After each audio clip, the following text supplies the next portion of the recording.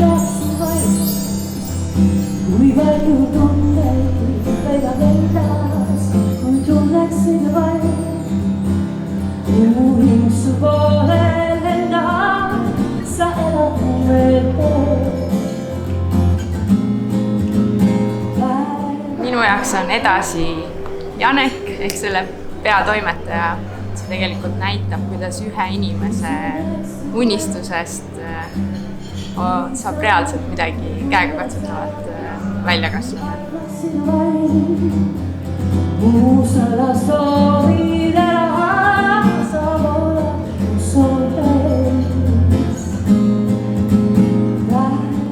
Minu jaoks on edasi opositsioon ehk mõnes mõttes ujub vastuvool kõigega, millega me harjunud. Teestlema su ees, kui kaua veel hoida tunnet eneses. Kui ma Janekiga sellest kunagi aastaid tagasi rääkisin ühes sünnipäevalauas, siis ma küsisin ta käest, et sa teed lehte, aga see on sul internetis ja sa ei ole kunagi oma last käes hoidnud, et sa tahaksid seda teha. See mõte jäi ta nidanema peas ja vist erinevad aastadki, kui Janek tuli minu juurde ja ütles, et kuule, teeme.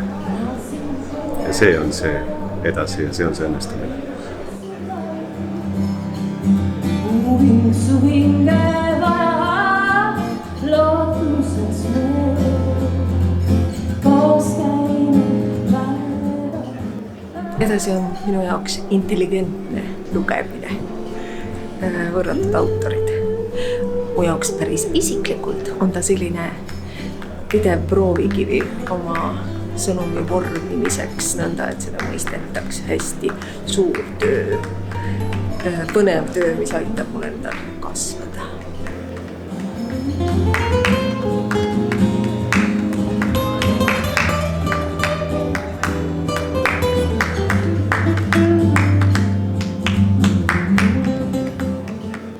Minu jaoks on edasi praktiliselt ainus ajakiri, mille ma loen alati kaanest kaaneni läbi.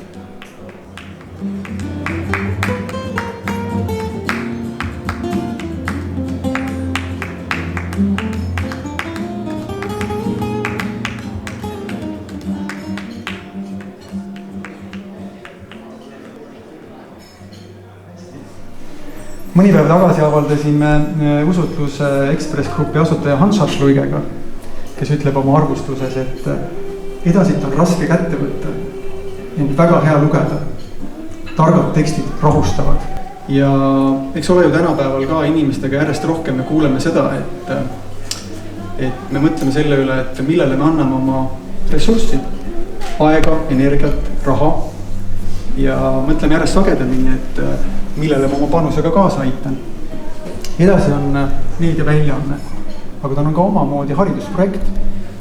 Et meie äsja valitud president Alvar Karis, kui ta ütles, et Eesti eesmärk võiks olla haritud ja tark rahvas, siis ma arvan, et edasi sobib seda eesmärki sellesse mustrisse ja seda eesmärki toetama väga hästi.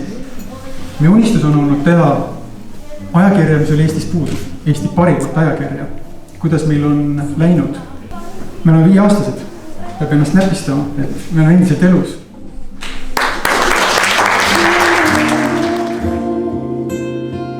Sinule